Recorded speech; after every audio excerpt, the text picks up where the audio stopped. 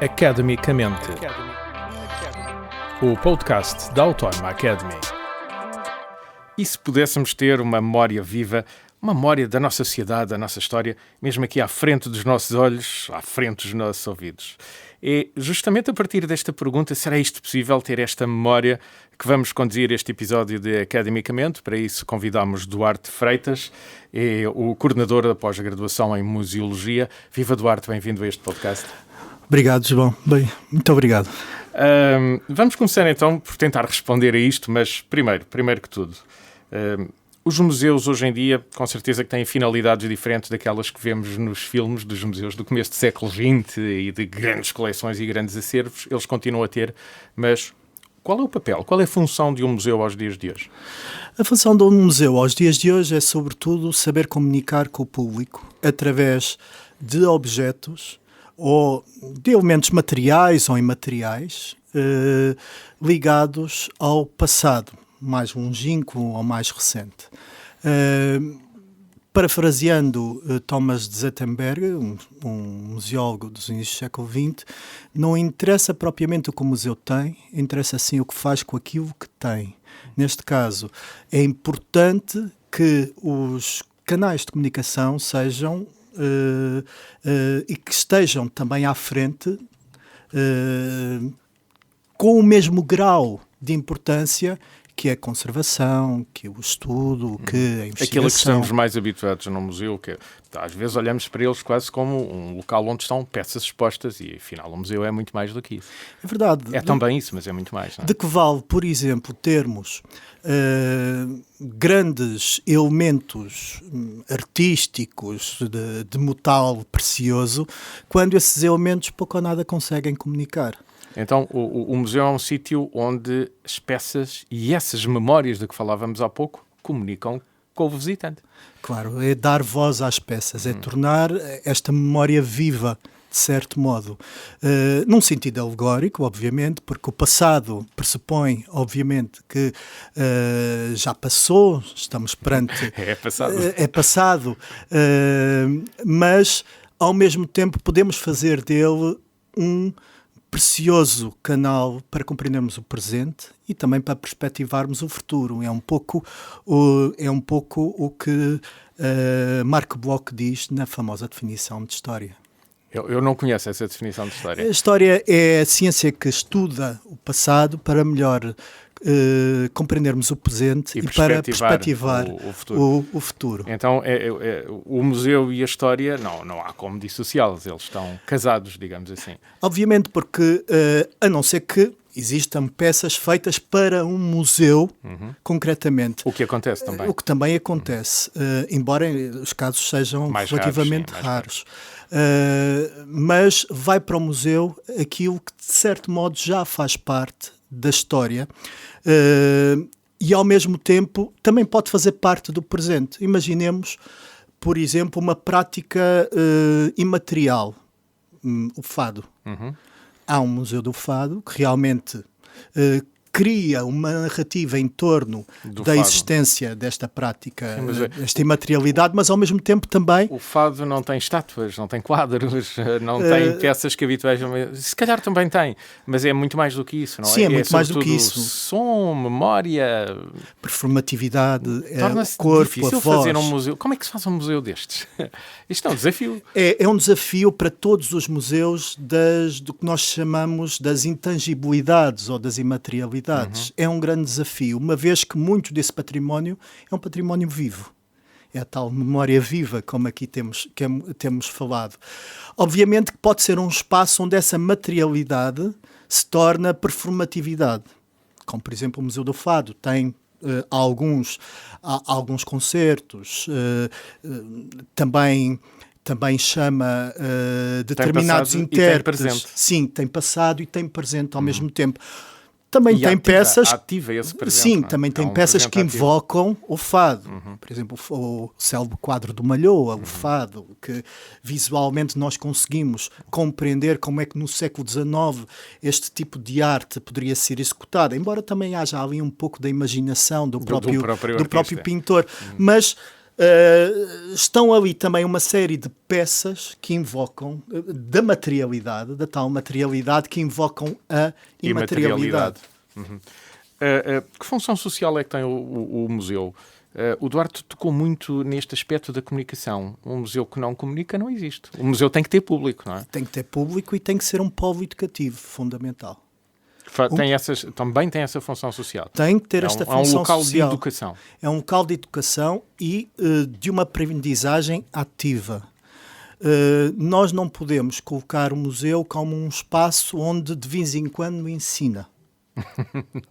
Terá que ensinar sempre. Daí que é importante que a narrativa, que a forma de expor estas peças ou estas imaterialidades, ou de conversar sobre estas imaterialidades, sejam sempre ativas. E nunca... Os museus contam histórias e, ao contar histórias, ativam, transportam para o presente, põem à nossa frente a nossa história, a nossa memória. Claro, sim. Os museus contam uma história, contam uma narrativa. Por isso deve fazer, obviamente, parte da educação formal, tal como a escola. Daí que também esta ligação dos museus com as escolas é absolutamente fundamental. Mas também... Já temos tradição aqui em Portugal nisso, muito grande, das escolas frequentarem os museus, ser um espaço de educação que está até programado no programa das escolas. Não é? Sim, temos essa tradição e ainda bem, mas poderemos fazer sempre mais. Um bocadinho melhor. Para além da aprendizagem formal, da aprendizagem não formal, e mesmo da informal, no que nós chamamos de aprendizagem ao longo da vida. Uma visita é um momento de aprendizagem. É sempre um não momento de aprendizagem. Não é só um momento de desfruto, de prazer, é também de aprendizagem. Sim. Já não podemos olhar os museus como uma espécie de sarcófagos que o tempo deixou intocados, cheios de pó, onde não se pode tocar, com uma série de proibições muito típicas dos finais do século XIX ou mesmo do século XX. O museu tem que criar mecanismos para que a sua mensagem passe de uma forma clara, educativa, lúdica, igualmente, também, porque nós sabemos que conseguimos aprender melhor se for divertido ou, de certo modo, se nos dá algum prazer. E essa é a função fundamental dos museus, bem, para além da conservação, da investigação, da exposição, da catalogação, de todos estes elementos referentes a um passado mais longínquo ou recente. Que também são função do museu. Claro. E o que é que faz um museólogo? Existe esta profissão, não é? Sim, é uma profissão, que existe, que está inclusivamente no catálogo das profissões e que terá que ter uma série de valências ligadas quer à investigação de peças, quer à exposição, saber, por exemplo, como a melhor forma de expor uma peça, é o âmbito da chamada museografia, quer também gerir estes elementos patrimoniais nas suas variadíssimas vertentes. Quando falamos em gerir, estamos a falar de manutenção, também conservação, mas até troca de peças, abertura de exposições, relações com públicos, não é? Claro. É uma palavra muito vasta, de facto, não é? Sim, há quem possa gerir empresas, o museólogo gere materialidades e imaterialidades, igualmente, criando uma série de valências em torno delas. Desde logo as famosas peças, que eu às vezes chamo de nómadas. Há peças que viajam por todo o mundo e que têm que ter uma série de cuidados, de melhor acondicionamento, de logística, etc. Quer também, por exemplo, cuidar das próprias peças que estão na exposição do museu e que podem não viajar, mas que é necessário saber que a densidade luminosa não poderá ser tão forte, ou, por exemplo, quais os elementos que possam colocar em risco estes e, eventualmente, há peças que podem ser tocadas e peças que não podem ser tocadas. Claro. Há essas formas, mas também o não tocar, nos dias de hoje, conseguimos criar mecanismos para que a experiência também seja sensorial. Através de através então de réplicas, através de formas 3D, etc., que o museu nos dias de hoje tem e que, por acaso, está cada vez mais... é uma temática importante no âmbito das formações da museologia. Da museologia, sim, desta tal profissão. Já voltamos a falar da museologia, mas tenho reparado que há museus que se preocupam muito com a relação com a comunidade envolvente. Isto também é natural nos museus, não, estão na cidade tal, relacionarem-se com públicos à volta. Isso... será talvez mais próprio de uns do que de outros museus, mas parece-me ser uma tendência também. Sim, é uma tendência interessante que foi-se desenvolvendo, sobretudo a partir da década de 70, 80 do século XX, através dos ecomuseus, através dos museus de sítio, isto é, da musealização dos próprios territórios. Neste caso, o museu não será somente um espaço ou um edifício dentro de 4 paredes, mas também extravasa. Há práticas, há tradições, há sítios de visita que se podem, como é que usou a expressão? Museolojar, não é? Sim, musealizar, sim. Musealizar, sim. Extravasam esta realidade. E nós aqui em Portugal até temos ecomuseus muitíssimo interessantes, como o Ecomuseu do Seixal, que realmente extravasou claramente as 4 paredes e tem vários polos, tem espaços ao ar livre, tem realidades de uma população feita in situ. Porque não esqueçamos do seguinte, nós aqui, no contexto dos museus, nós lidamos com património. E o património também muitas vezes é feito no espaço. É o que sobra inicial da nossa história, não é? É viva ou já meio esquecida, mas ela está lá. As coisas estão nos... Graças a Deus ainda temos muitas coisas nos sítios, não é? Sim, é que no contexto da história, a história faz através dos documentos mas também físicos, dos espaços, não é? E também dos espaços, da vivência do homem naqueles espaços. É importante sempre colocarmos a figura humana a vivenciar estes espaços. E essas fontes históricas, de onde nós iniciamos o discurso da história, onde fazemos a chamada historiografia, a escrita da história, que pode ter vários suportes, como por exemplo um podcast, ou por exemplo um documentário, ou um livro. Essa escrita da história faz-se através da análise sistematizada de vários documentos. E, por exemplo, um dos documentos, sem dúvida, é o património cultural, quer o que já não tem função ativa e que poderá estar nos museus, quer do património que ainda está ativo e ainda está bem presente na comunidade. E que também é museografável, não é? Sim, também, obviamente, poderá ser museografável, mas é importante termos cuidado em não estragar a vivência. Não é? O ato de colocar um elemento patrimonial num museu não pressupõe o retirar do seu espaço inicial. Isso deve ser a situação ideal, mantê-lo no espaço. Claro. Mantê-lo com todas as suas idiosincrasias. O Museu do Sal produz sal, é possível aí comprá-lo e conseguimos ver ao vivo como se produzia. E ainda se produz sal, por exemplo. Por exemplo, há museus que, por exemplo, estão colocados em fábricas e falam sobre essas fábricas e muitas das máquinas ainda estão ativas.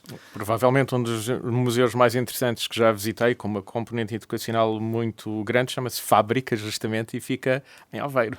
E está feito sobre uma fábrica, tem muito da memória dessa fábrica. Sim, é um museu excepcional, muitíssimo bem feito, com uma ótima equipa também. E quem tiver crianças deve ir visitá-lo em família, não é? É verdade. É um bom sítio para visitar em família, chama-se a Fábrica e é em Aveiro. E curiosamente, ao falarmos desta profissão do museólogo e destes museus que comunicam, que são um pedaço da história, e às vezes em sítios onde essa história ainda é presente, acabamos por falar de fontes históricas. Sim, falamos Isto sobre não há fontes como históricas. separar. Não há como separar. Isto nasceu casado e continua casado. E terá que continuar casado. São fontes em que retratam determinado passado. Retratam determinado conhecimento histórico e muitas vezes nós fazemos o conhecimento histórico através das fontes. Sem fontes não há história, e com o surgimento de uma nova fonte nós muitas vezes temos que modificar o Há discurso. novos insights, não é? Há um autor português que eu muito prezo, tenho pena que os alunos não andam a lê-lo, que é Virgílio Ferreira, numa obra excepcional chamada Aparição. Diz uma história seguinte, passada em Évora. Em Évora, sim. E diz o seguinte: a verdade é um erro à espera de vez, e nós podemos, de certo modo, passar isto para a construção da realidade, do conhecimento sobre a realidade histórica.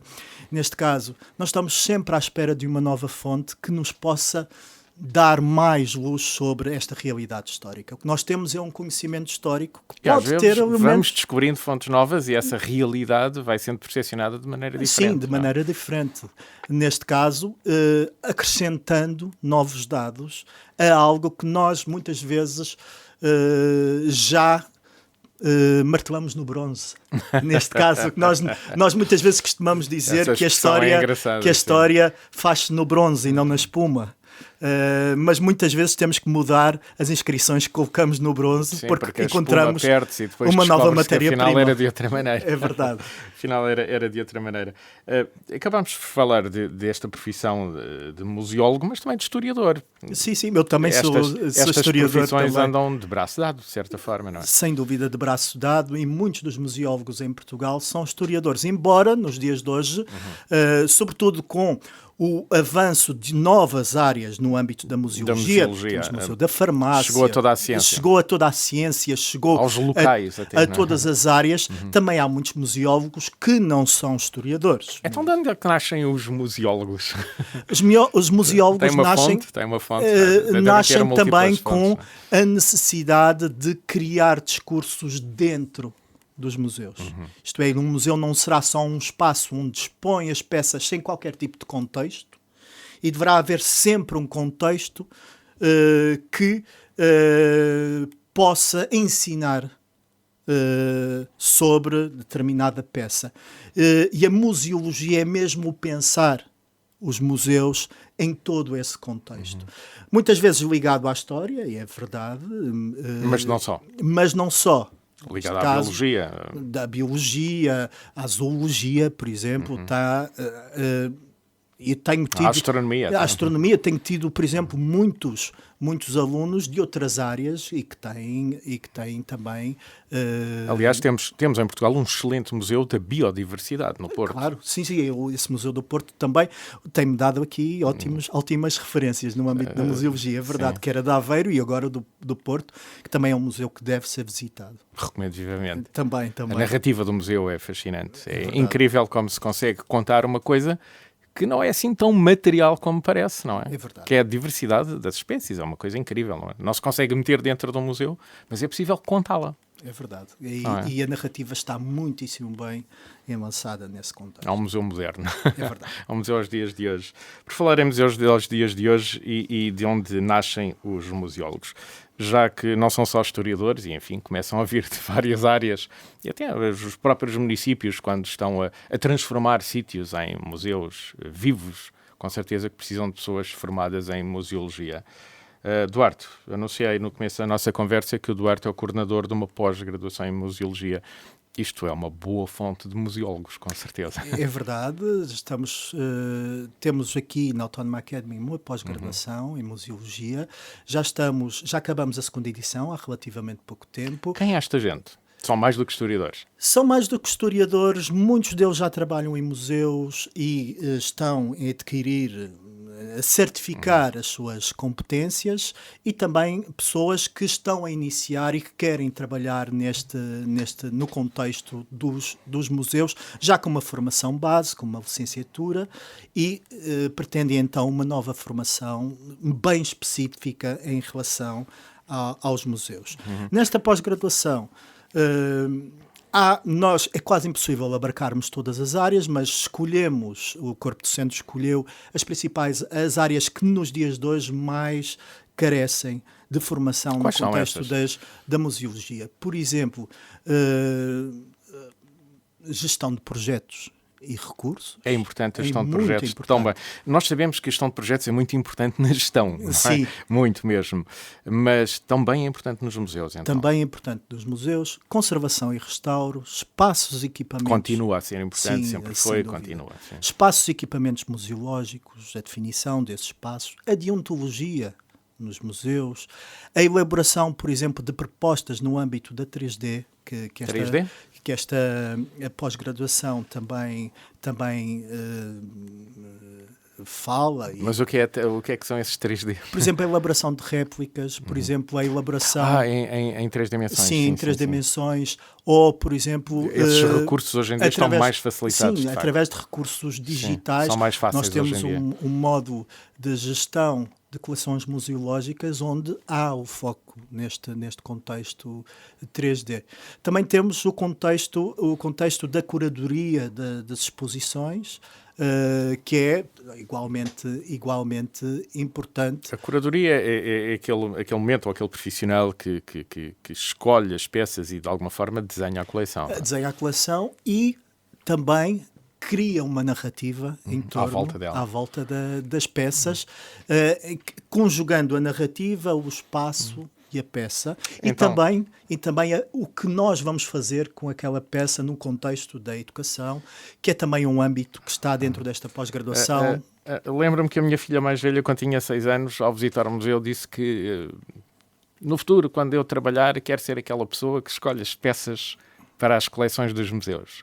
Hoje em dia ela trabalha no museu. Posso lhe dizer que, se quer escolher as peças, curadoria também, esta é uma boa pós-graduação para frequentar. Teríamos todo o gosto em receber a sua filha, é verdade. É verdade. E eu há pouco estive a ler eu gosto muito de literatura e estava a ler um livro de António Lobo Antunes, A Memória de Elefante, em que ele diz que visitava os museus com o avô e o que mais achava tudo chatíssimo e o que mais lhe interessava eram os carradores que havia perto das peças e os baldes do lixo e não propriamente a peça em si. De certo modo aí houve algo que não passou neste caso e também tem muito a ver com a típica museologia que se fazia no século XX, de época, nos dias de hoje. Pretendemos que o museu não seja um espaço mais interessante, do que propriamente olharmos para baixo, para o chão. Porque a altura com que uma criança olha uma coleção não é a mesma altura com que um adulto olha uma coleção. E também os serviços educativos à época não estavam tão desenvolvidos.